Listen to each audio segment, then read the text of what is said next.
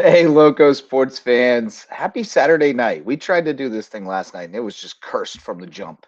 The Gremlins had taken over and they just wouldn't let us do it. So here we are, Saturday night show, Saturday night special, It's just if you Saturday will. nights. Justin Jarrett, joined by Wes Kerr and Marcus Walsh. We may see Max a little later too.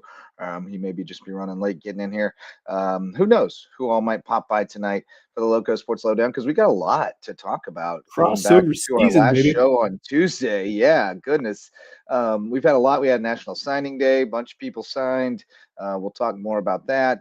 USCB's had they've had four scoops since we last talked to you. They won Yeah. two on Wednesday, they won two today. They're still in second place in the Peach Belt Conference standings, both the men Oh, the and the men are women. tied for first, I Um, believe, with oh, did Lander not? Were they inactive Landers today? lost to North Georgia. I Oh, believe Lander lost to North Georgia. oh, That's I what didn't know Lander had lost. Okay, we're tied Ian for posted first. that in the chat today that Oh, I I missed believe that. North Georgia beat Lander, which means the Sand Sharks would be tied for How first. about that? It was a great day for USCB. Not only the Yeah. basketball team Yeah, sweeping, but 5-0 baseball, across. the big Yep. win, and softball swept a pair. Yeah. So we'll talk about all that stuff, plus a lot of high school basketball the last Ton few of days. basketball. A Yeah. lot to catch you up on there. We'll let you know what the region standings are looking like going into the last week of the regular season. And then a lot of wrestling, and including a couple of three state champs from the Loco at the Skiza Championships, and May River going back to the 4A state championships for wrestling. So we'll talk about all that stuff and more tonight on the Loco Sports Lowdown, brought to you by Mickelson Law Firm and WHHI TV, our all-star sponsors. Mickelson Law Firm been with us since the beginning. Our favorite law firm in downtown Bluffton. They can help you with all your legal needs, but they're our official real estate closing attorney and the presenting sponsor of our Hilton Head Christian Academy coverage. And then WHHI TV, of course, lends us Marcus Walsh, and also is our great partner in local sports. And they do a great job covering high school sports in the Loco, just like us. So our like-minded partners at WHHI TV. How y'all boys doing on this Saturday? Doing well. Well, I actually appreciated the fact that, I mean, not the way it happened, but the fact that we didn't have a show yesterday and are doing it right now, was able to catch up on a lot of scores and whatnot from the area, especially in terms of basketball. But able to just catch some good college basketball here today and get how caught about up on that a few other Carolina things. Duke game? Well, yeah, that was something. Tell you what, Duke really struggled on the defensive side in the second half, and the storming of the court before the real storming Yeah, of the court, with the it fact there kind of was a reminded little me bit of of time those left on college the football clock. playoff games a couple of weeks ago where they had to put time back on the clock or something. But Yeah, yeah, that was pretty crazy. But yeah, it's huge win insane. for Hubert Davis and the Heels. So yeah, college hoops is starting to ratchet up. This because we're about a month away from selection, or close to a month away from Selection Sunday. So Right. it get pretty quick. But there's a lot going on that we need to talk to going around the Low Country, and I got to be a part of some fun baseball games. So we talked about one on Tuesday because we did a show Tuesday night, but what a fun one today. Sand Sharks impressing with the bat, 16 runs, including a grand slam. We'll get to Man, later. But Yeah. yeah, I always know UNC won when I get this from our friend Curry Kirkpatrick, the all-time legend. jeez. That's how I know they beat Duke. That's how I know they beat Duke. He calls him the rat, and he sends us that on the under the bus group chat every time UNC beats Duke. Oh He, my. he calls Shire Rat Junior. It's hilarious. So oh I man, just that's got that hilarious. while we were sitting here talking, while you were talking about the UNC game. So I had to pull that up. But um, yeah, USCB, great day for them. I was on the call, of course, for the basketball games. Had Kevin Libby with me for the women, and Coach Rich Basirico with me for the men. And great day at the Cove. Weird games. Both of them kind of had weird flow to them. USCB got way down early in the women's game and then came back and led by 11 in the second half. Ended up going to overtime after a crazy finish by Middle Georgia, but got the win. The men just kind of there wasn't a lot of flow to that game. It was a weird Yeah. game. There were a lot of fouls in the second half. Like every trip down, it seemed like. Yeah. And they quietly ended up with 89 points and got another win. So didn't have their best stuff probably, but still got out of there with the W, which is, the That's the name of most the game. important thing. Yeah. Yeah, that's And what good teams that do. women's game though, the come from behind, the comeback win for them, because I was checking it like every half inning when I was at on the baseball field or the press box, and they were down by like what 8 or 10 at some point early in that game, and then They were down by they 13 in the first 13, half. Yeah. and Wow. they roared back, and it was Tanaya Bowen, but also Sammy Bardnero with a 20-point effort, Yes. 20-plus point effort from She Sammy. made 5 threes, and they were huge. I mean, she also got a T because she was talking all the way back down the court after one of them. But no, it was a Well, gutty let's get effort. to. I'm kind of swerving around a bit. I know you wanted to Yeah. get to the big story, which is Well, I the don't know. Sharks. It's all good, but yeah, I mean, I think that is probably the top billing for today. Is just that we have a budding dynasty on our hands. May River Wrestling, already the state champs last year, and they're going back to the state championship. They're going to have a rematch with Travelers Rest, which is, kind of what we've anticipated all year. And I know Travelers Rest was down a couple of guys when they met before, and May River won. But it's going to be a battle on Wednesday night at Dreer High School. And unfortunately for us, that's a busy night Wednesday. We've also got USCB home games as well. So big ones against Columbus State. Massive games for yes. both the men and women. There's that, and there's high school hoops out I in know. Lowco Hilton Head guys Prep, as Hilton Head well. High.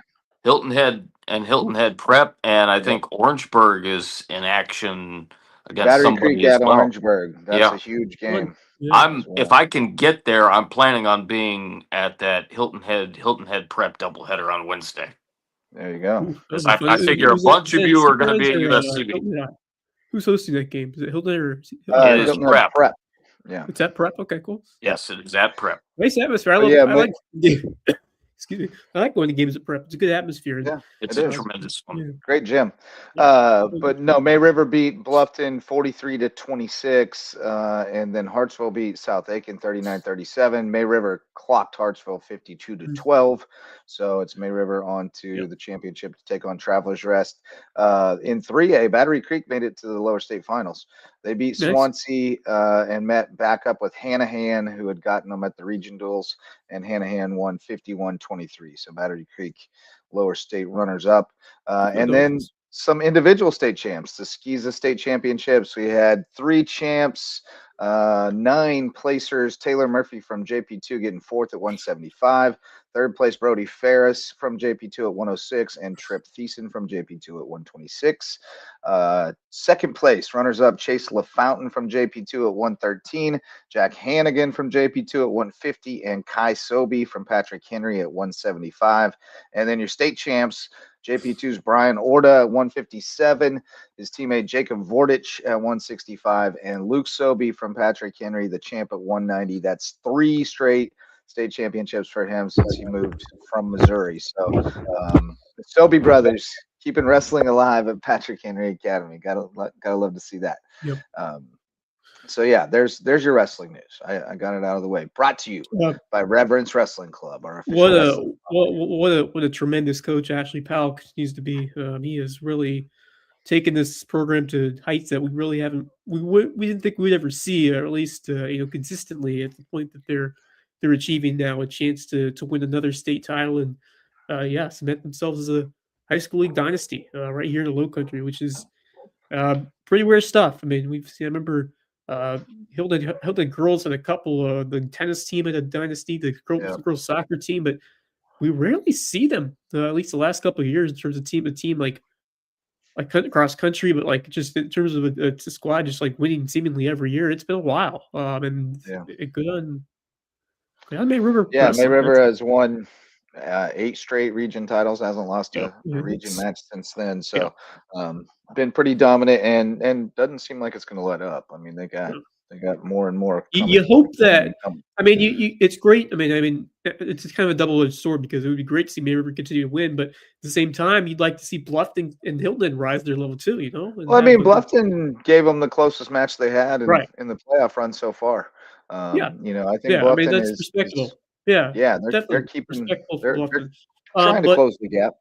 Hilton needs to raise the bar as well. I mean, Yep. that's, can be difficult to do, but it depends on the athletes you have, but it just goes to show how good that program is over at May River, tremendous, and I I don't know too much about Travelers Rest. They're a solid program. They're going to provide, I think, competitive match. But I don't know, They're very I good.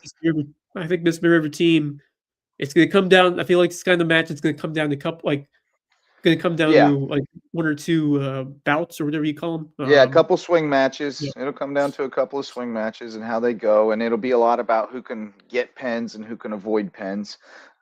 Turning sixes into threes and threes into sixes is the name of the game Yeah. because, two decisions is worth one pen.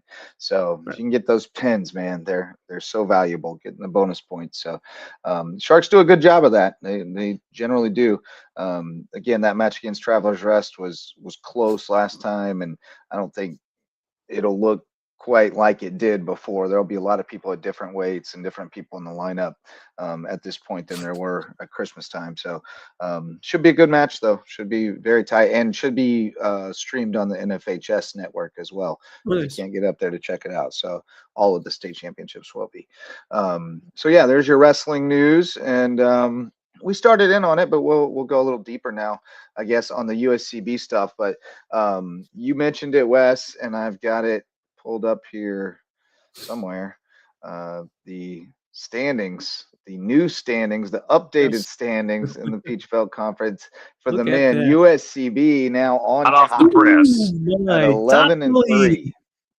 Got a half game lead over Lander. Lander comes here on February 16th. So I mean, control your own destiny. If they can just keep winning. Wait, we're first by ourselves. They will. Yes, that's what I was saying. Is we were a half game back. Oh, we were a half game. You're right. Yeah. So we are in first place. Yep. We are in first place, and of course so the first round of the Peach Belt tournament is March the 4th. Those are at home sites. Now, and then, here's the thing. Just even if you win the conference, I mean, you have to beat the 8th seed in order to host the rest of the tournament. Correct. That's no easy. That's no easy. First round is on March 4th, and then the highest remaining seed in each bracket will host the semifinals and finals on March 7th and 8th. My point is that that is no easy task beating the 8th seed. How many times have we seen a one lose to, or at least like a couple of years, 2 years ago, I remember it happened, but it seems like a conference like this, it could happen very much more frequently than you'd expect. I mean, right now it'd be Aiken, and I mean, God knows Aiken's going to give us all we want. Game. Now, first, you actually have to find a way. I mean, you still have work to do to secure that top seed. That'll be excellent, but I mean, even so, where you are right now, I think the expectations are certainly heightened after what you did last year. And how far you got in the tournament, got to that championship game, and how you were in the expecting the poll. And I think that's the kind of level of expectation that they are now. Like we feel like we could win this thing, and I feel like these guys, and I think Ron Fudala. I mean, I think it's more just you're trying to win the next game in front of you, but you kind of when you get closer to what's in front of you, I do feel like these guys are saying that we have an opportunity to really do something special here. Yeah, and I was talking. So we got Kenny Gaines joined us on the broadcast for a few minutes today. Nice. Between media timeouts, he was back in town. He's down in Jacksonville, welding now, and got back for a game though, and got to talk with him a little bit. And he was hyped about this team. He's like, man, they're taking it farther than we did. Like they're going to be really legit. So what I like to say about that is that, I mean. And we talk about a lot of their programs, but what KG, I must a different KG because I'm thinking of a Davidson guy who's had the same initials, Kenny Gaines. What Kenny Gaines did for that program, I mean, that was important to where it is now. Like you talk about, you even go back to the first year, and what they were able to do. And I'm trying to once again, I'm blanking on Marcus Overstreet. Overstreet, who kind of paved the way for what this program is now.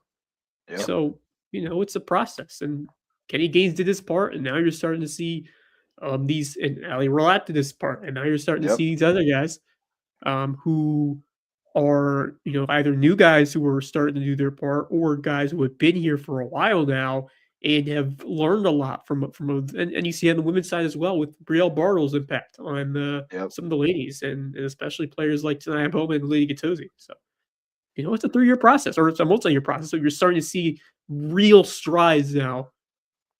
I mean, you saw real strides last year, but now Yeah. you're taking off. You're taking off Yeah. in year 3. I've talked about this a whole bunch here and certainly in calling high school football and basketball games. Lou Holtz once said, year 3 is when you find out most about your team and your organization. And we're definitely seeing that with USCB, and we've seen it with a bunch of other teams coached by some great guys here in the Loco, no matter what, whether football, basketball, etc. But USCB has definitely taken strides towards that next level. We certainly saw what the guys did last year, and the ladies are right there too, doing some great things for sure with that young talent coming in, and everybody's finding their pieces and parts, and it's off to a great start for the year. It's very fun. I mean, Sure really good to thing. see. Women are right in the hunt too. They Yep. are, as you can see there, in second place, a game and a half behind Columbus State, which And comes guess in who they on play Wednesday next? night. Yes, Yep. yes. Cougars on a 7-game win streak. You see there. Sand Sharks on a 6-game win streak. So something's got to give on a Wednesday night. But Oh, can't wait. USCB women looked tough again today. They came out a little flat. They Yeah. fell behind early. Although I will say, Middle Georgia was playing exceptionally well early and really getting after it on defense, just denying them any kind of good looks. And both Middle Georgia teams came out tough out Yeah. of the gate. But USCB got down 13, and then I remember 8:18 left in the second quarter. Versep called a timeout, and she really got in them, and she challenged them, and they came out after that, and they matched Middle Georgia's intensity and played at the same speed, and started to chip away, and they got it down to 6 at halftime, and then totally flipped it in the third quarter. Just took control. That's when Sammy got hot. They just took control and went ahead by 11 with 4 minutes left, and it felt like they were going to coast to the end, and then Middle Georgia closed with a flurry and ended up scoring at the buzzer to send it to overtime. But the Sand Sharks pulled it out. They really controlled the extra period, which you worry when you let a team come back that you're going to you give them the momentum going into overtime. But they were able to stop the bleeding and take control and get the win. So they stay red hot and they stay right in the mix. And, I think we all expected the guys to be right back in the mix again this year after last year, Yeah. but man, the women have really exceeded expectations, and That's been the chemistry on that team is just phenomenal. well. Outstanding. Yeah, I mean, they've all grown together. You just assertive play, and from 2 really in particular, but so many more you have to talk about. But I mean, I go back to Tanaya because she just seems like she can take over a game, and she's done it Mm-hmm. so many times. And then the resolve to win that game in overtime after you had, I thought you had it locked up. You were up like 5 or 6 like minutes ago, and you were kind of something like that when I was checking the live stats every couple of minutes. And then I realized it's over. They just said layup and we're going overtime, and I was worried. I was legitimately worried that that's not easy to bounce back from after you allow that layup. But they came back and dominated the overtime. So I mean, Tanaya Bowman, she can take over a game, but you have some shooters who can get hot at any moment, like a Sammy, like a Lydia, and then Pelote. She's a gritty Yeah. player, and she does a lot of things really well. And I just like the collective nature of this team, and just a really good complete unit. That I mean, they're going to make you work for it every night, and Yeah.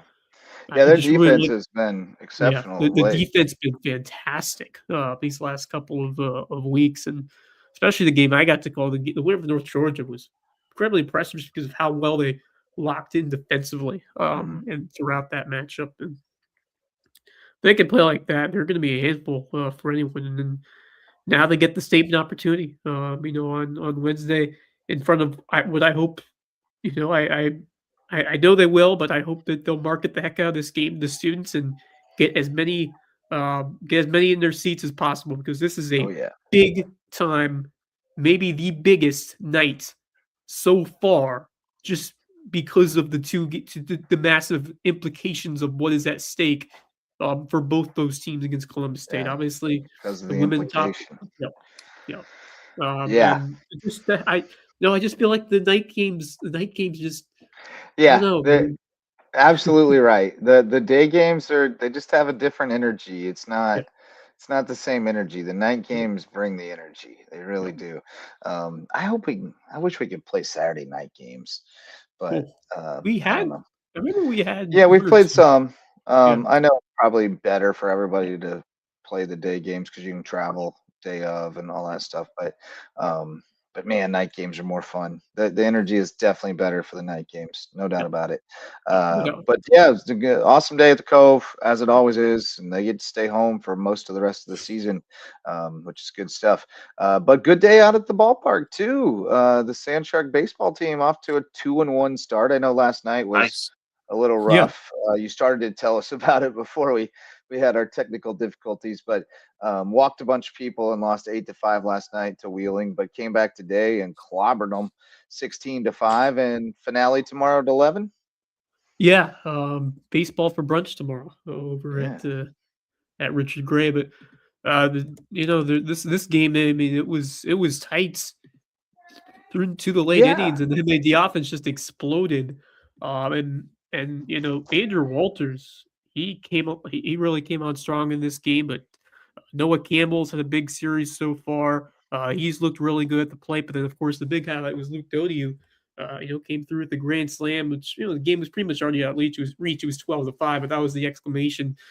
Just a tremendous swing over the right field fence, the first home run that anyone's hit for the Saint Sharks in the first 3 games. But I think the biggest takeaway is just this offense I feel like is really starting to come along with a couple of different guys. Now, I will say the one the negative that came out of this game was Nicholas Barcelo, or Nico Barcelo, who is how he's normally called.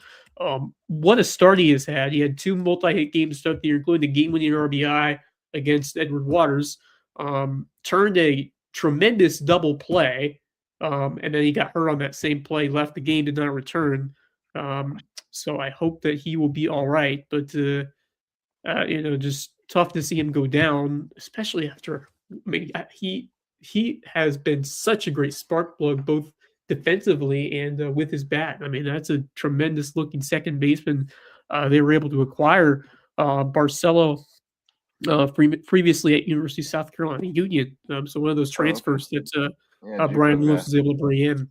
But he's been tremendous. Noah Campbell, he has had a couple of big time extra base hits, and then not only that, but he walked 3 times. What a game, 2 for 3 with a walk, or with 3 walks, driving a run, and then you get Andrew Walters, who went 4 for 5 with 5 RBI. So Nice. Wow. they're raking, Yeah, and so I checked in on this game. They had it going in the VIP room in there. okay. So I checked on it in between games at the Oh, nice. basketball, and it was 4-4 in the 7th inning. Yeah. And then I saw the final was 16-5. I was like, goodness sakes. Yeah, 4 in the 7th, 8 in the 8th, and the match just kept it going. Now, although they did get help Wheeling, their relievers walked a couple of guys, and that Yeah. that certainly helps matters. But good discipline by the lineup as a whole, able to take advantage of it, and then I just really like how the middle of the order is swing right now.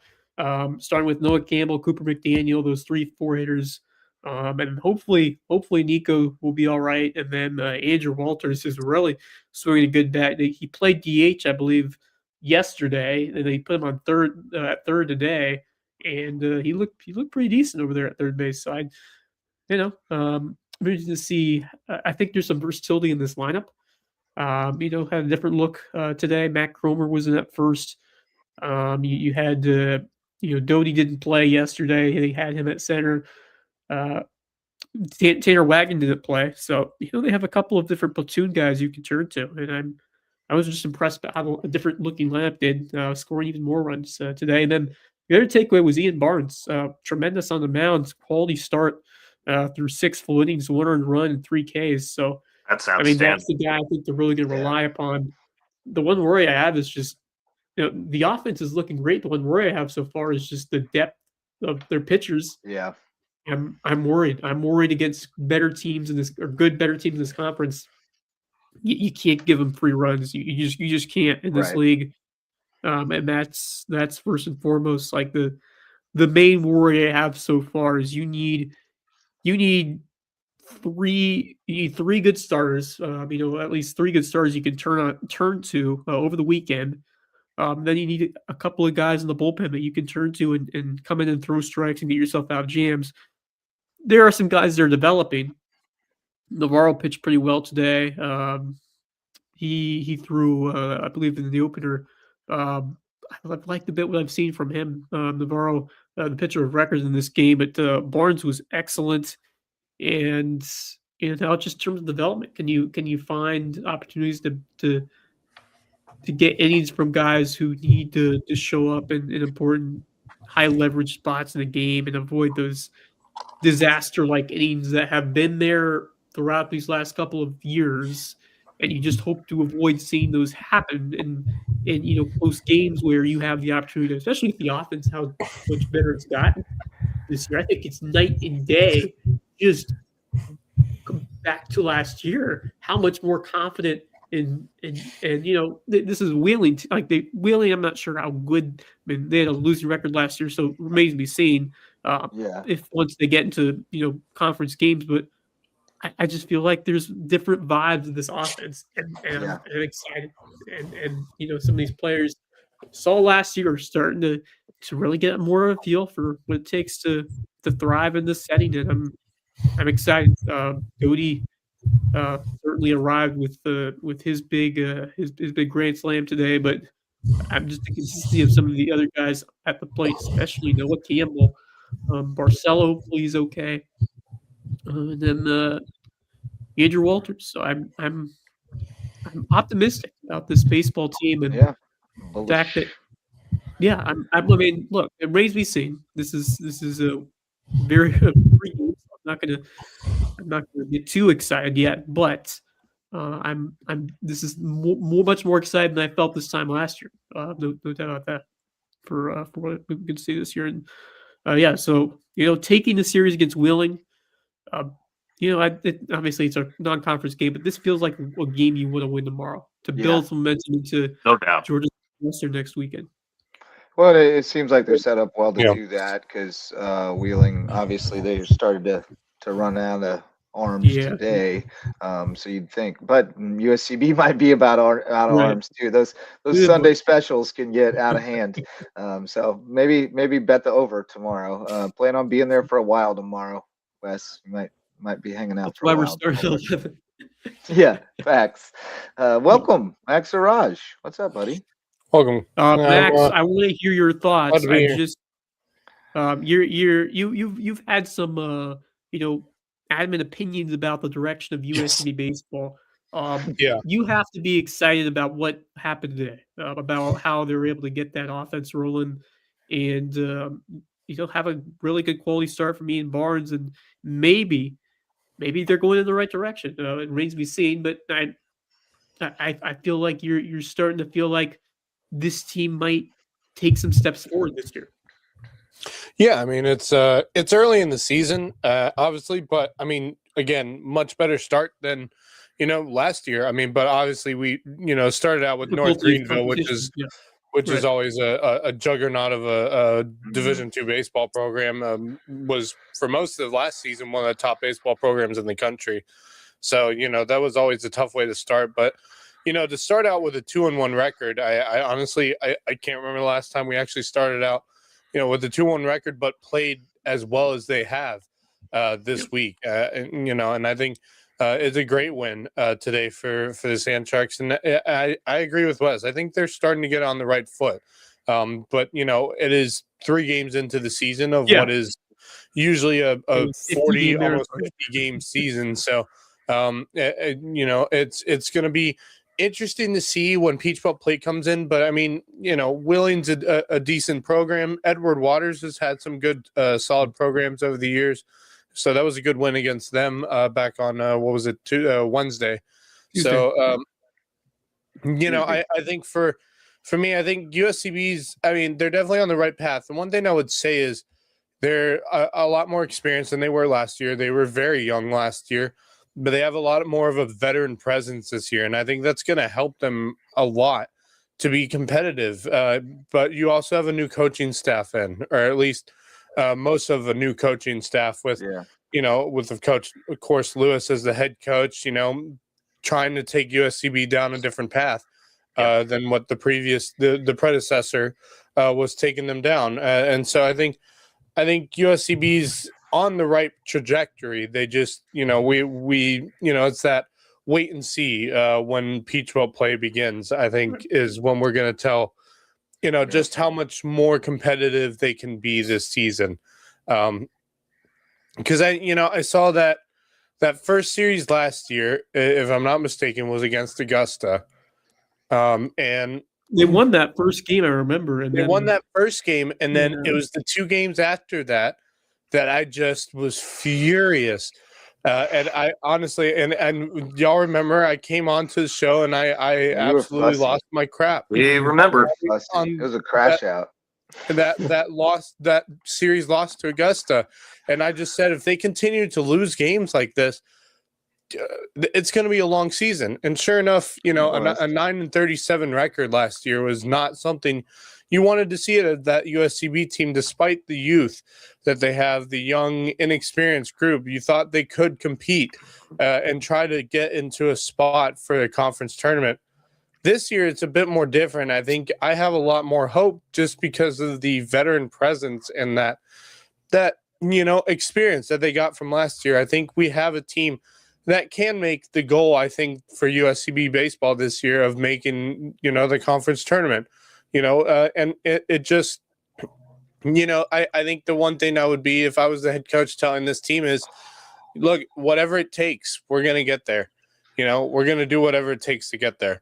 So I think they're going into that mindset of, we're here to compete. We're not here to, dawdle around and sit at the bottom of the Peach Belt Conference standings. We're here to compete at the best of our abilities. So while I'm very excited with the win that they had today, and I'm intrigued to see how tomorrow's game goes, I'm more intrigued of what it's going to be like once Peach Belt play begins and how competitive they can be. Yeah, it's a good start. Good start as well for softball. They got Great 2 start dubs for today softball. over North Greenville. They're 3-1 now. 8-0 run rule in the first game. 2 4-run innings. Let's see. A lot of people doing damage. North Greenville softball has been a very solid program. Solid program. Of course, my girl Jordan Slocum is catching for them.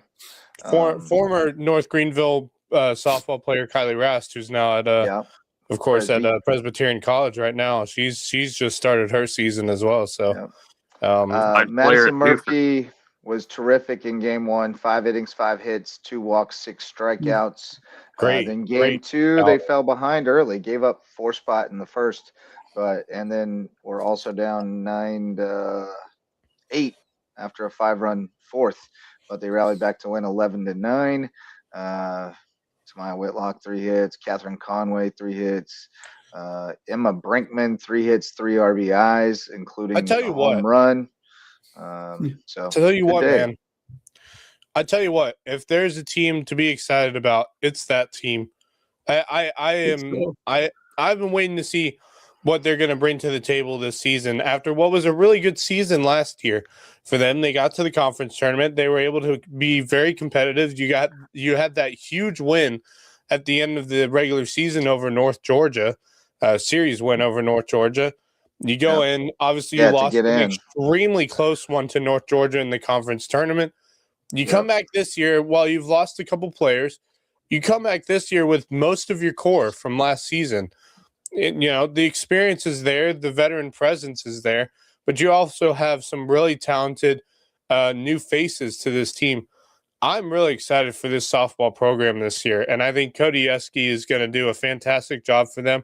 And I tell you what, I wouldn't be shocked to see USCB among the top 3 teams in the conference, as once we get to the midway point of the season. Let's go. I hope you're right. Top 3 would be fantastic. I Off to a good start. Yeah, I think it got a real Okay. chance. I think last year, they were close to really breaking through. They Yeah. just had a couple of games didn't go their way, and then they almost pulled an upset, I believe, in the tournament. So I mean, I think they're close. They really and to see how good Madison Murphy has done, Yeah. and some of the other arms that are going to have to. She got both wins today. Oh, that's. But yeah, I She mean, they threw lost 2 innings in 1-0. relief in the second. They lost one. 1-0 in the conference tournament to North Georgia. That game Yeah. easily could have gone the other way last year. So they are very, very close to breaking through in this conference. And yeah, this very well could be the year, especially they had a good start last year early. I guess the telling sign will help me how well they do in conference. But I'm really excited about the start they've had. They actually have a little bit more non-conference time before compared to baseball. I think baseball starts next weekend. Softball doesn't start Peach Belt play until March. So Okay. Wow, really? That's intriguing. Yeah, interesting. Well, I guess because they usually do double headers on Right. weekends, so that doesn't shock me Yeah. a little bit, but it means they get a bit more experience, in non-conference play, a little more challenging opponents before they hit into Peach Belt play, which I think will be huge for them. yeah, Yeah, they'll be for home sure. next weekend. Yep. The Low Country Classic. They'll be taking out both Erskine and Carson Newman. So it'll be our first Cool. opportunity to catch the Sand Sharks at home next weekend. Yep. Very good. Very good. Good stuff happening over at UICB. Yeah, How about 5-0. high Like I school? said, 5-0. Yeah, Everybody 5-0 won day. today. 5-0 day, yeah, baby. Yeah. All smiles at UICB. I'm Yeah, Sand Sharks today. I know. I missed it, but some great wins today from the basketball teams over Middle Georgia, because that women's team from Middle Georgia is a very solid. And it was Very a solid scrappy program. game. That was Yeah. a physical game, that women's Yeah. game. They were not calling fouls. They were letting them scrap. Yeah, And it got a little Have at chippy toward the end. I'm sure. It got a little chippy toward the end. USCB has had their moments back in the days before they were in the Peach Belt with Middle Georgia. Yeah, right. You Like know, that. Yeah. They've had their moments, not in basketball, but definitely in Right. other sports. We have had our moments with Middle Yeah. Georgia. Yep. They've been a rival for baseball and softball for a while. So Yes. and No doubt. soccer and so nothing new there. But how about high school hoops? Here Yeah. we go. I got some scores from Friday night, mostly gathered by Marcus. Bishop England taking Marcus. care of Appreciate business it, man. against Bluffton. Beaufort Absolutely. blowing out May River. Colleton County beating Hilton Head. So Beaufort has already clinched the region title. Bishop England is locking down second. May River sitting in third, and then Colleton and Bluffton are kind of fighting for fourth. Battery Creek lost a close one in North Charleston. Bridges not so close against Lake Marion. We didn't find that score. I know Hardyville lost. Lawrence Manning blew out Do I have HFCA. the score for Hardyville? I might have the score for the Hardyville girls game. And like you said, not close. No. It was 45-5 at the half. I know that. Oh. Ooh. Well, I mean, look, Yeah, Denmark it was Olar's bad. girls team is ranked They're currently very good. third in the 1A division. State. Yeah. I mean, they're definitely like top 3 team in the state. They're not going to make it past. I think it's Military Magnet. Yeah, But they're a very solid team, and we've mentioned before, a Hardyville girls team. While I like what they're building, they are definitely not there yet. They are at the beginning stages. They're currently trying to build this program, and it's really a JV team. Disguised as a varsity basketball team. Masquerading. Unfortunately, Yeah, you're absolutely right. It is. It's just what it is, and it'll get there, but not yet. they got some players on the team. They just need to grow a little bit. Well, in the last 2 years, we've kind of known that we were a JV team, but we also had a best player who was a senior each of the last 2 years. Right, and they exactly. can't play JV. So you can't just play JV when you got a senior that you want to be able to Yeah. play. So, Right. and next year we'll probably have the same situation. There'll be somebody who's a senior who's our best player, and we'll need to do it for them. Maybe not. Right. I don't know if we have any juniors on that team or not. They're very young. Like, extremely young. Yeah, like 7th and 8th and 9th graders, like crazy young. But they'll be solid in due time. Boys They got side, a win. They got a Bluffton. win coming their way on Tuesday, though. Yeah, Royals coming. Taking on Royal so Live Oaks. Oh, So, that's that's book usually it. good stuff. Bluffton boys already clinched the region. They beat Bishop England by 19. big time. They're Solid probably win. going to run the table in there. Yeah, May we River might- blew out Buford by 30. They did not catch them napping this time. Yeah, no, And no. Hillhead beat Colleton County by 19. So the top 3 teams all kind of doing their thing. You know, Well, I guess May River, not the third. Bishop England. I feel bad saying this, and I don't want to take it into a mean kind of way, but I expected a little more this season out of Colleton County's basketball team. Yeah, I kind of did Look, it's too. been that way for a couple of years. Yeah, the potential's there, but they haven't quite broken through. Yeah.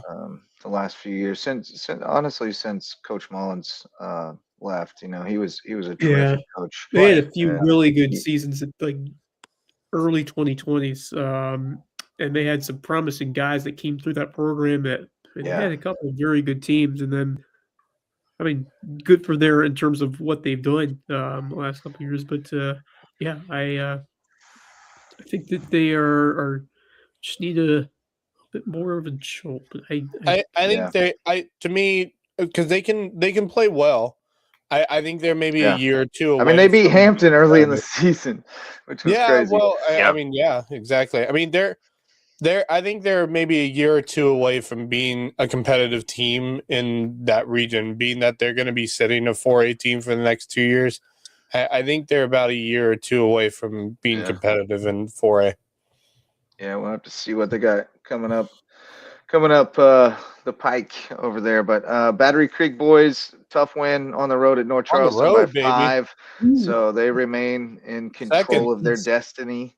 They're gonna have to win at OW to do it, but if they win out, they win it. Do it. Lake Marion blew out Bridges. Hampton County destroyed Whale Branch. They have not. They've won all their region games by like an average of 30 points. Like they're just killing people. Yeah, they are insane. I was talking to one time about them the other day. I wish we could have seen them at like the Battery Creek Classic or something like that. Yeah, or the Bluffton tournament. Yeah, they weren't even at the Bluffton tournament or the Hillhead tournament. They played in the Bethune Bowman tournament, I want to say. Yeah, they did. Or somebody else, Batesburg, Leesville, or somebody. Yeah, some 1A tournament, 2A tournament. Them. But Denmark beat Hardyville. Canes got it within 1 in the they fourth had quarter. Their chances, man. To close it out. Had their freaking chances. Man, the place was rocking too when they got within 1. Dude, I'm telling you, man. Bananas. You heard me screaming. I heard you from the parking lot. Game. I wasn't even out of my car yet, and I heard 4-3. Yeah, baby. I was like, holy crap. I tell you, man, when I get excited, I can do some great things on the mic, man. Yeah. I was watching on Huddle on my way out there, and then I could hear I'll be there. I'll be there on Tuesday for the Royal Live Oaks game, which is going to be, by the way, that place is going to be packed on Tuesday because it's, of course, the last home game of the season for them, and it's senior night. Right. So it's gonna be packed in there against Royal Live Oaks. No doubt about it. And then what else is in here? JP2 blew out Camden, and Lawrence Manning beat HHCA. And then today, all we got is all that stuff that we told you about already. And JP2 beating Bethesda by 22. Boys, good win. 72-50. Great win. Because that's a good.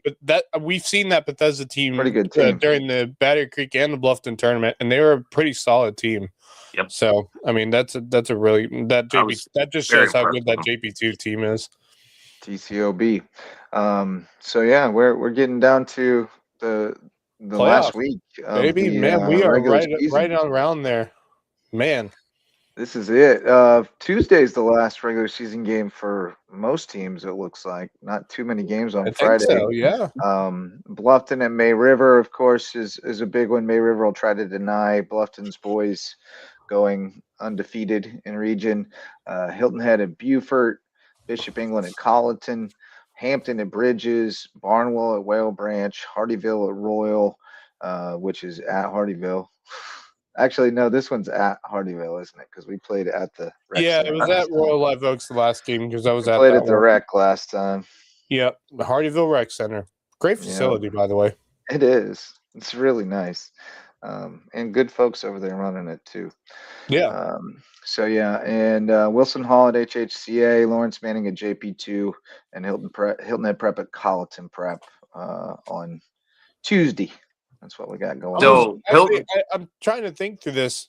If I'm not mistaken, Colleton Prep boys have first in their region with Hilton Head Prep, I believe, if I'm not mistaken. Really? Or maybe it was Colleton Prep girls. Jeffrey Stricklander mentioned something on the group chat. Oh no, you're right. Colleton Prep did beat Hilton Head Prep. Did they? Yeah. Earlier this year. They are 4-0 in the region. Wow. So win against Prep on Tuesday secures the region. That's right. And I knew that they were having a good year. I didn't realize it was that good. I know Mateo Castillo is the real deal. He's averaging 21.1 points, and he's carrying. That's the first time I've seen Prep. That's the first time I can't remember the last time Prep's lost a region game. Well, it's got to have been no, they 3 split with years. HHCA a couple years ago. But that would have been the year that they played each other in the state years championship. Yeah. Yeah. So it's been 2 years since they lost the region. They've lost game. 3 this year. Yeah. So wait, 3 games overall or 3 games in the region? In the region. That's what I just saw. Who's in their region? They're Hilton Head Prep is, let's see here, 7-13 overall. Wow. Well, yeah, they've been on a losing streak. I knew they weren't the team they were the last 3 years, but I didn't think they were that down compared to last year. They lost to St. John's Christian twice. Wow. And they are definitely the boys and girls are definitely down.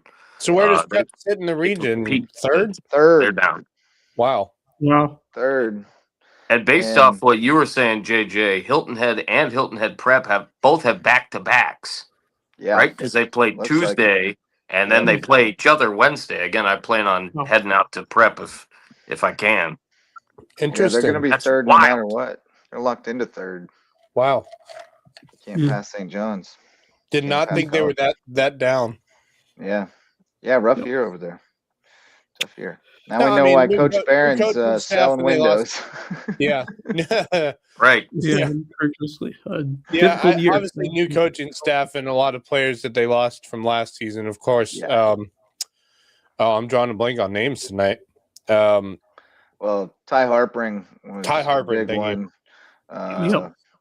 There were a bunch, though. By the way, he's been having a great season so far over at Florida Tech? Yeah. Yeah. He's been having a good year. Yeah, he's a great kid. He's a great player too. Now and then we got to see him play against the Saints. Yeah, that's right. So yes, I remember that. I get we actually see him. All right, dudes. Well, that's we get some signing news as well. Yeah. One other thing, and that is National Signing Day was on Wednesday. Yes. We get a bunch of signings. There are probably more out there that I haven't found yet. But Jalen Singletary from Hampton County going to Wingate. Kenshawn Speaks from Beaufort going to Newberry. Tony O'Banner and Josh Gibson from Thomas Hayward going to Presbyterian. Tyler Britschke from Hilton Head Prep going to New Haven. And former Beaufort star Adrian Lamb, JUCO transfer from Georgia Military, going to LSU. So those are the ones I saw. There may be some others. I know there are some others that are still looking, shopping around. Couple that I think should absolutely get an opportunity. One being Nick Underwood. He's got somewhere. I was shocked that Jalen Singletary ended up going to Wingate. I thought he was getting a few more offers outside of Wingate, but I'm very Well, excited to see him at the next level. he was his final four were Wingate, Newberry, Citadel, and Morgan State. So Okay, he was. But fair yeah, enough. it's all about taking advantage of the chance that you get wherever you go. Yeah, and then I mean, parlay That's it right. into a start small and grow from there. Like it's it's a great. I think The it's going good to be thing great about for small him. schools is that you get a bigger opportunity to really, get lots of time out there and I think market yourself. he's going to Wingate because he knows he's going to get his chances He's going to out play. the gate That's over a big there. part of it. Like I Yep. think Huge. I He's think going to he does have a- Wingate because he's got his chances out of the gate to win. That's Marcus I Walsh, think they call it Actually, Wingate. Kevin Libby style, baby. I yeah. think they call it Wingate. Kevin up there. Libby's growing on you a little Okay. bit, Marcus. I'm just letting you know that, man. Yeah, that was kind of Libby-esque. By the way, other college news. So I had mentioned the other day that Harry Skinner, I think it was last week, had gotten his first college offer. I had mentioned it on my show. Got a college offer from what was it? Curry College up in. I actually don't know where Curry College is, but it's in the Conference of New England, a Division III program. Offered Harry Skinner his first college offer to play at the next level. So. all right. Congrats to him, and I have a feeling that's the first of many college offers to come down the road. Without question. Yeah, I hope so. I hope he gets a few more and just finds a place that makes sense for him. I'm intrigued to see if any great player. Division II schools look at him. Well, I know. I mean, I've should talked be. with Ron Fidala about him a little bit, and he said, yeah, I mean, he's a guy who could come here and develop. Absolutely. I don't think he thinks he'd play right away or anything, but No. he feels like he's a guy they'd like to have in their program, that kind of guy. So I don't know if that's what Harry wants. I think he wants to go somewhere he can play. Yeah. And there's got to be a place out there where he can. It might be D3 or NAIA, Right.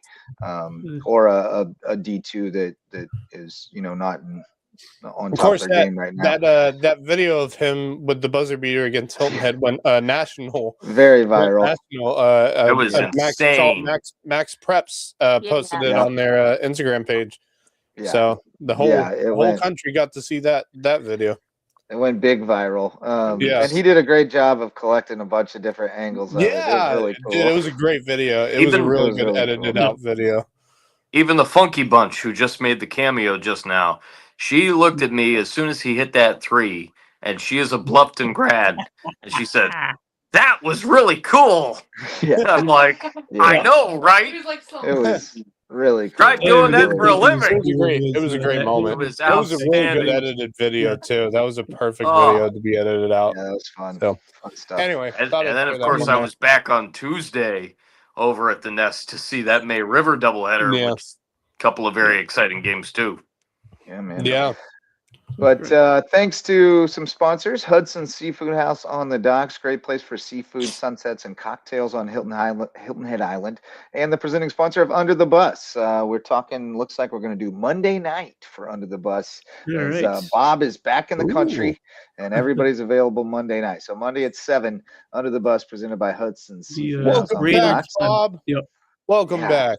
I wasn't sure if he was coming back next week or this week. So no, he's back stateside. I have a feeling that I'll see him on Monday as well. Never coming back, y'all. I believe he got back Thursday night, so he's back. Oh, there you go. Good stuff. Then we got Twenge and Twombly, our friends over in Beaufort, the personal injury attorneys with a rare name, but they provide remarkable service at Twenge and Twombly and HHI Windows and Doors. We talked about Coach Barron from Hilton Head Prep. He hung up his whistle. He's working on a new kind of screens, improving your view of the Lowco at HHI Windows and Doors. I mentioned them earlier, but Reverend's Wrestling Club is our official wrestling sponsor and presenting sponsor of the Lowco Grind. And Jay's Barbershop is the place to be in Ridgeland, whether you need a haircut or not. Jay checked in earlier and said, "Go Sharks, baby." He's excited about Wednesday night at Dreer as the May River wrestling team goes for a second straight state championship. And that brings us to our parting thoughts. Marcus Walsh, you'll lead us off. I'm very glad to hear that Bob's back because he'll be able, figuring he's going to do news on Monday, to be a big part of a big time event that we have going on at WHHI at 10 o'clock Monday morning. We've got our first of a couple of ribbon cuttings at our new station. Hard to believe that we've been there for like a month already. And for the majority of that time, cranking out news and cranking out shows. And Yeah. kudos to the production staff, certainly Jeremy Pope, Maria Soden, Joe Keith. They've been remarkable going to and fro like they always are, but working on getting everything set up. Still a couple of projects that I'm assisting Jeremy and Jessa with as far as getting everything kind of state of the art there, but we love it there. It's been awesome. I've seen a whole bunch of guests over the last few weeks as we're transitioning into this new place for sure. Looking forward to having Bob back, no doubt about that. I think I'm seeing, courtesy of the USCB calendar, that they're at home next Saturday. Is that right? They are. They're Yes. taking on Georgia Southwestern on Saturday. They're That's what actually I'm on seeing. home. They're at home on Wednesday as well. They'll be taking on Columbus They've State. got is what- Columbus Columbus State on State. Wednesday. Lander on Monday, Big I one. believe, the next Monday. So Lander. I think I'm going to pivot my schedule. I always, unless I'm filling in for JJ on a play-by-play call, I always plan one Saturday to get out to USCB. Next Saturday is going to be the day. Hey, there well, you I'll go. tell you this: 2 weeks out from now, it's the prime time Saturday night game. That's when 2 weeks out from now. That's when I was going to go, but I've got plans booked Yeah, up, whatnot. So 20, I think 21st. Sam's working like 12:30 to 9:30, That's so I'm going to get out there. the last home game of the regular season against Clayton State. Yep. Well, they got to still. They're still going to have to reschedule that Lander game as well. So they No, gotta it's that's on Monday the rescheduled for the 16th. 16th. Is it okay? Monday the 16th. Yep. And That's then gonna be, by the way, that's going to be a huge game if they can win up into that game. You know, if they can, Yeah, they no can doubt. beat Columbus State and Georgia Southwestern. They're going to go into that game against Lander, and the winner of that game is more than Yeah. likely going to take first place in the conference. Yeah, Well, USCB Yeah. still has to go to North Huge Georgia, game. and they still have. yeah, we still got work to do. Everybody got work to do, but looking it's forward we're certainly where you want to be right now. Yeah. to seeing Hilton Head and Hilton Head Prep one more time, provided I can get out to Prep. I know you guys will all be at USCB. I figure on Wednesday. Yes, Wednesday. So Yeah. I'll be at Hilton Head Prep, and then I like the Seahawks tomorrow night. Oh, nice. 31-21. Oh, the Super Bowl. Yes. 31-21. Okay, I like it. All right, that sounds right. All right. JJ, who you got in the call on Wednesday for Columbus State? Don't know Yeah. that we've gotten that far yet. Okay. Yeah. Day by yeah. day, ladies and gentlemen, day by Yeah. day. Yes, I know it's a process. Absolutely. Yeah. But no, that should be an exciting couple of games over there. Max, your turn. Yeah. Obviously, the first one I saw, of course, I think we all saw the breaking news earlier tonight that MLB star and former Kansas City Royal World Series champion with the Kansas City Royal, Terrence Gore, passed away this evening after a That was complication. earlier. I saw that this morning. Was it this morning? I'm sorry. Yeah. Passed away this morning at the ripe young age of 34 years old. And according to sources, it was complications from a routine surgery he had. Really sad news. He was also a former Atlanta Braves, so I have a great respect for Terrence Gore and what he did as a player, not only for the Kansas City Royals in their time going to the World Series, those back-to-back years in the World Series, they lost that first one and won that second one against the New York Mets. I have a ton of respect, and I was so very sad to hear about that today. I actually didn't find out until this evening, as I was extremely busy with a bunch of Beaufort basketball. As I was heading over to USCB, I saw it pop up on my phone, and I was just I was devastated because I was a huge fan of what he was as a baseball player, and it was very sad to see that news come out today of his passing. And our condolences, of course, from LowcoSports to the family of Terrence Gore. And because I think to all of us, especially Justin, being a guy from that area, not far from Kansas City, a huge fan of Terrence Gore and what he meant to the Kansas City Royals during their time being, on top of the world as World Series champions. Yeah, I love I love the base stealers. Like I Yeah. have a soft spot for all those kind of Yeah, guys. man. Those guys that kick around from team to team, and they always end up playing in the postseason and making a outsized impact just with that one element of the game. Yeah. I love this stat about him. He won 3 World Series championships, but he only He had did. 85 career regular season plate appearances. Yeah, what was the Dodgers How and the many? Braves in 2021? 85.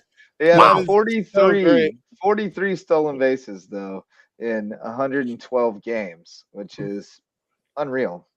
Yeah. Like he barely played, Unbelievable. but he still managed to do a lot of Yeah. damage when he got out Yeah. there. So, really, really special guy. And, again, condolences to his family for No what is doubt. going to be a Also, very difficult So time. young at the Especially, age of 34. yeah, I mean, man. He was, Yeah. I mean, he had just retired. He did not retire that long ago, from Major League Baseball. It was not long ago when he retired.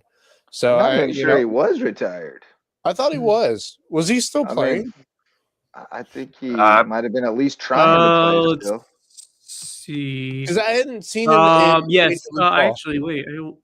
I'm not sure. No, he hasn't played in the big since 2022, but I think his last. I don't stint know was that with he the was Mets. if he was retired or Yeah, He was probably playing he, some minor league ball or maybe overseas Yeah, ball. his last Yeah. assignment, I believe, was AAA with the Mets, the Syracuse Mets, back in 22. So it's been a while. So he until- probably was playing overseas in probably like Japan or Mm. Korea or something like that. But anyway, the other stuff on a much more positive note. Obviously tonight, big game tonight in college basketball. Duke against UNC. UNC came back from being how many points down? Was it 13 or something like that? Yeah. 13 Yeah, Duke points played. down. Came back. Duke did not play well in the second half yes, offense, no. defensively. And Yes. took game-winning shot, game-winning three-pointer to give the Tar Heels the 71-68 win, which was I was, of course, eating it out with my parents at Mellow Mushroom, and of course the game was on, and a bunch of North Carolina fans were in there hooting and hollering when they hit that shot. So it was great to watch. That's honestly, for some people, that's their Super Bowl for this weekend is that game between those two. Yeah, Dynamite. no, Dynamite it rivalry. is their Super Bowl, I suppose, for those Duke and absolutely North Carolina Yeah. fans. Absolutely. Yeah, Tobacco Road. yeah. Clemson basketball, by the way, is still continuing to be on the tear. They just won tonight against California out on the road. How's it? Sir? That's me. My bad. Clemson gets a win. Tennessee's up big on Kentucky right now, 55-47. That's not that big, but you are right with the score. But being that 8-point it's games. Kentucky and Tennessee, usually you don't 8, see that's Tennessee not on top big. of Kentucky that often. Not but big at all. Yeah, but 8's not big. There's Right. a close game. There is a close game going on right now between Illinois, number 5 team in the country, taking on number 10 Michigan State. Michigan State is up 1 point with a minute Two and great 30 to go teams. in the second half. How'd the so Gamecocks do today? hell if I know. I really couldn't Mizzou care. 78, Gamecocks 59. There Yeah, you go. Gamecocks stink. That's what happens when you lose Nick Pringle, ladies and gentlemen, to Yeah. the Arkansas Razorbacks. Yeah. Well, they weren't very good last year either. They weren't really good last year either. And No. yeah. But Clemson, by the way, would be sitting, I believe, second in the conference with the Duke Blue Devils. With that loss How about tonight, I that? think Clemson's still a game behind, possibly. Actually, no. No, they wouldn't, because Clemson only has one loss in ACC play. So Duke and Clemson would be tied for first place right now. Yeah, Duke's definitely in first place. They only Well, have Duke 2 just got losses. their Period. first- That Duke was just got their first loss Yeah, in the ACC. That was the first loss in the Yeah. ACC, and Clemson only has one loss. Clemson's So they're 9 both and tied 1, for Duke's first. 10 and 1, so they're a half game behind, but tied in the loss column. Yeah.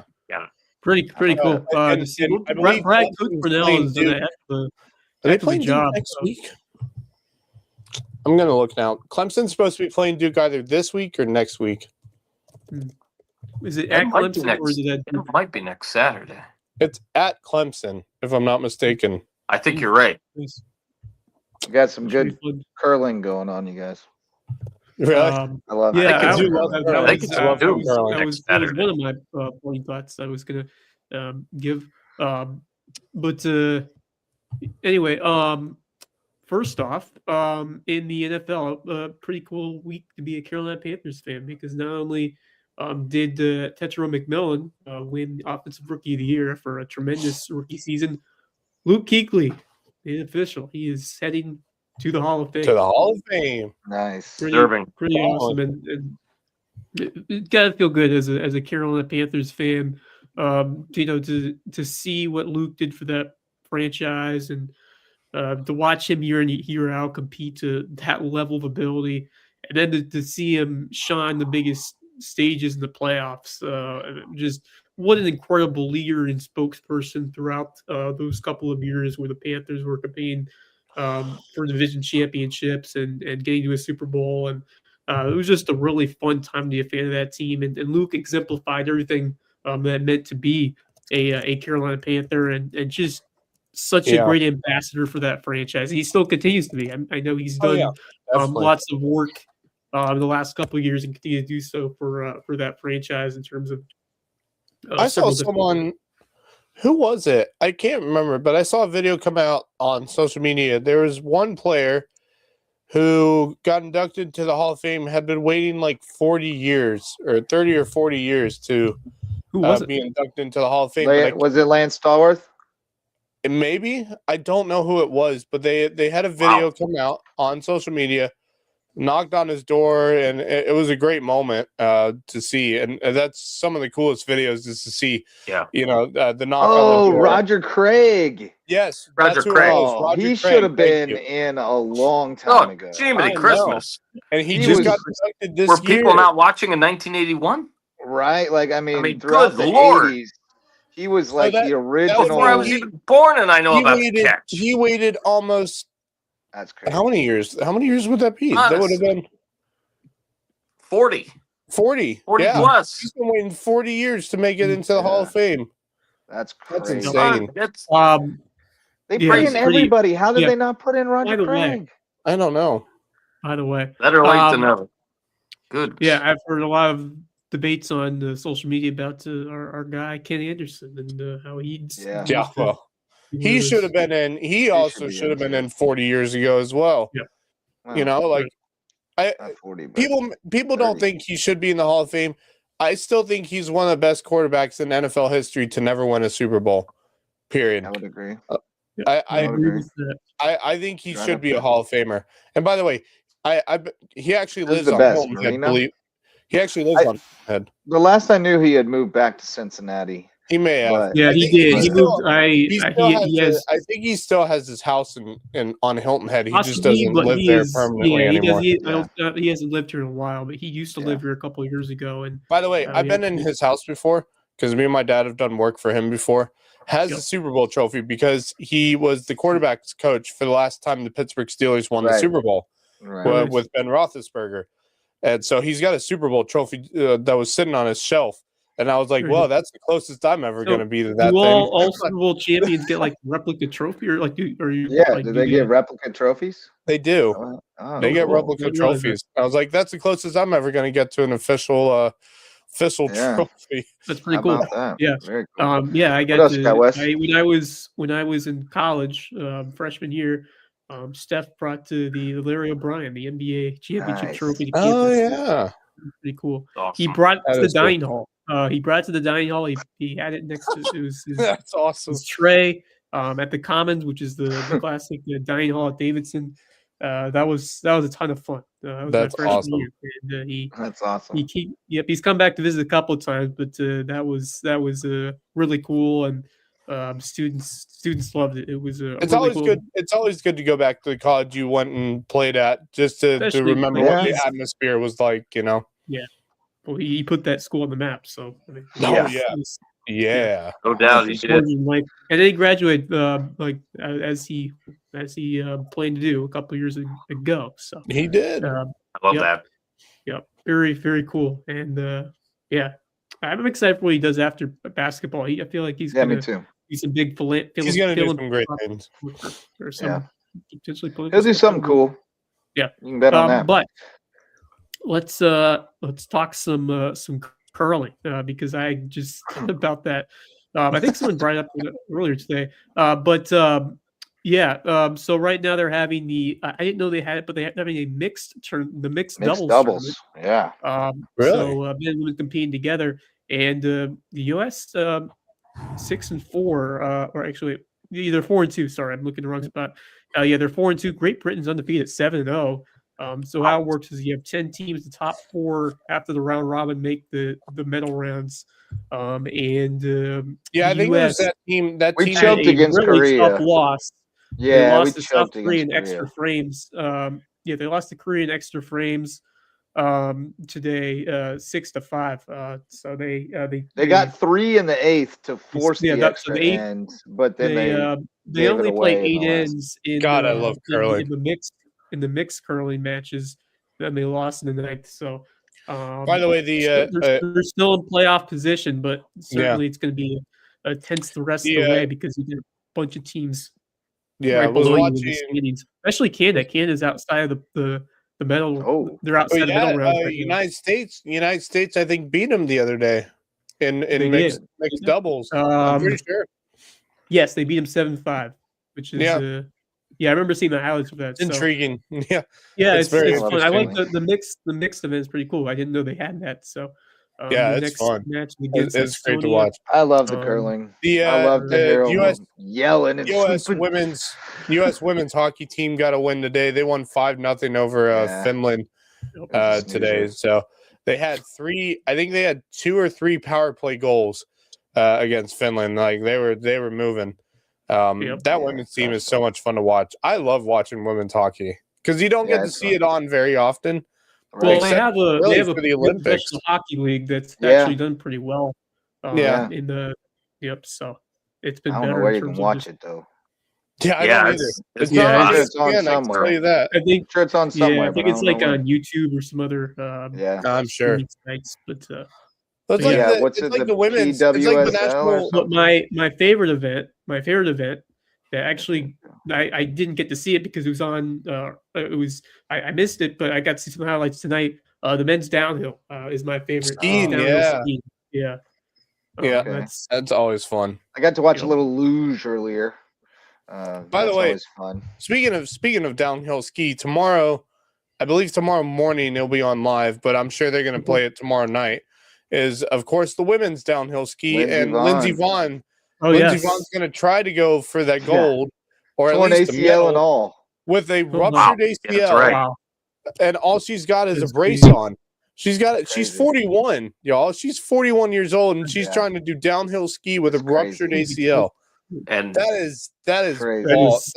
You have to have a pair. I mean, downhill's probably easier than slalom, right? Because slalom's more lateral. Slalom's difficult, but the lateral is where you're really going to have trouble. The pain, and the pain you would have to go through going on downhill ski, because that is not an easy thing to do, and it is real rough. You know, but I guess when you've trained to get here the last time, and this is the last time, it's like right. I mean, this is not going to go home now. Right, just strap a brace on and go fall down the hill. For her, this place is special for her. This is where she got her first ever podium as a downhill skier. Was in Cortina, so it's a special place for her, and she doesn't want to miss the Olympics here. So, I mean, she was only I think 5:30 she was only 2 seconds behind first place during practice runs today. So I mean, she's got a shot. So the downhill starts. The downhill starts at 5:30 in the morning. And they're saying that Vonn, you'll have to wake up early. Vonn will probably be skiing around. The other thing was before she tore her ACL or ruptured it, she was winning events left, right, and center on downhill ski before the Olympics came around. So I'm like, she's still got it. It's just that she now has to do it with a ruptured ACL. Yeah. There's another person. There's another person that's going to have a really busy day as far as covering big time stuff plus Olympics, and that's Mike Tirico tomorrow. Yeah. Because he is starting at who knows what time, doing, I'm sure, pregame hits and whatnot for the Super Bowl, calling the Super Bowl, doing postgame hits, and then from San Francisco, Doing or Santa prime Clara, time. excuse me, he is going to be hosting the prime time after the Show. Super Bowl events, you Goodness. know, Bless you. via satellite. So we got to just make sure that Yeah. we Hey. say a couple of prayers for him that he has Yeah. enough voice well, he, heading Hail into Mary, Monday. Mike Man, G. you are a he's the most workhorse, dude. versatile. He's the most versatile broadcaster in probably the industry right now. He's The done dude's Yeah. a pretty much every workhorse. sport under the sun. I think the only thing that I've never dude is seen a him stallion. do is baseball. Baseball. Yeah. That's mean, it. that Well, dude- NBC He's has done NBC's literally getting- everything NBC's else. getting baseball this year, aren't they? He They're could getting easily on do it. baseball.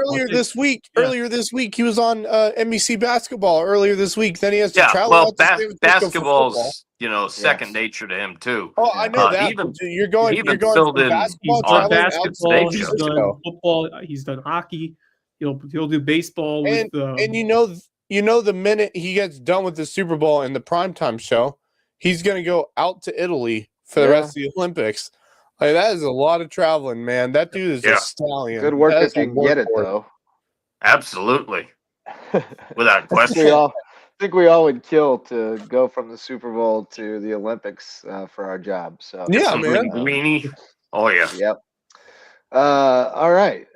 Parting thoughts. I don't have much to add to that. I think we covered most of it. Was there something I was gonna bring up? I'll go shout out to the Canes middle school basketball team, the boys. Yes. They won the region championship, district championship, whatever. They beat Polaris, and they beat Colleton, then they beat Hampton North District in a Donnybrook for the championship on their home court. So Congrats, 8th grade y'all. Canes are legit, awesome. legit. And I'm telling you, they're They're building coming. a program. they're They're building a coming. program at the Ville. They are building a program. Give it a couple more years, and they're going to be Yep. really solid throughout. Yep. Yep.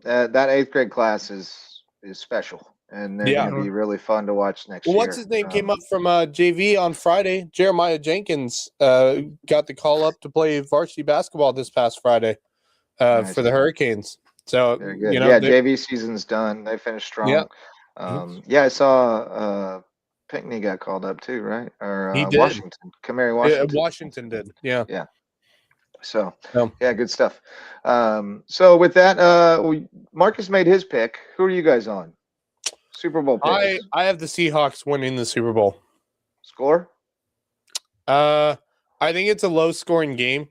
I think with that defense for the Seattle Seahawks, because I feel like it's like deja vu with this one. Because like the last time these two teams played, Yeah. great offense in New England, extremely great defense in Seattle. It's kind of the same Yeah. story here. Great offense in New England, great defense in Seattle. I think it's a low scoring game if Seattle wins this one. I would say a 21-14 game. All right. Wes? Yeah, I mean, I think New England will make it closer than I originally thought. I've been very impressed with Drake May and his composure and how he handled himself in Denver in a tough environment. I think that they have some weapons that they have really built to really contribute throughout, especially when you look at what Drake May has been able to do and what we've seen with this budding group around him. I think the Patriots and the defense has been able to if Sam Darnold and the Seahawks, if they're able to make some mistakes, the Seahawks or the Patriots defense, they've done a very good job and just in terms of taking advantage of other teams' mistakes. So, but I just think Seattle, the way they're built up front and the way they can put pressure on May in New England, I think that defense is going to find a way to make some important things happen in that ball game. So, I like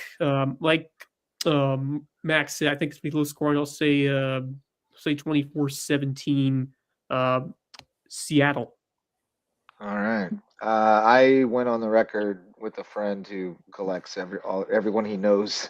He asks all of them to give him his picks, and then he publishes them. I said Seattle 23-17. That's what I called. So sounds like we're all about on the same page, which means the Patriots are probably going to win tomorrow, right? Everybody thinks Seattle's going to win. I feel like it's going to go the other way. Ton of us do. Yeah. Yeah, I guess but they don't have Charbonnet, but Kenneth Walker certainly is someone who can. they got JSN, bro. Yeah, Ooh, yeah. I mean, they doggies. have Smith and weapons Jigma, man. across. They have weapons across the board. Their defense How is crazy is it that we're talking about fast. Sam Darnold in the Super Bowl? Still Crazy. bizarre. I mean, It really is. 2 years Good for ago him. it would have been really crazy, but after last Yeah. year, not as crazy. Well, no, exactly. But I mean, like during his time with the Jets, But and yeah, I just thought it after the seemed like Jets, he I was like, was that done. might be the end of his career. You It know, seemed like like he was at best a career backup, and yeah. here we are. And look at what he's doing now over the last 2 seasons. I mean, he's been great. He's been Don't fantastic. give up on him too soon. You gotta let Right. him develop. But all right, good stuff, boys. Tomorrow should be a great day. Super Bowl Sunday should be good weather out there. Actually, Enjoy before- yourselves. baseball is well early. Yeah, Yeah, before- baseball for brunch at 11.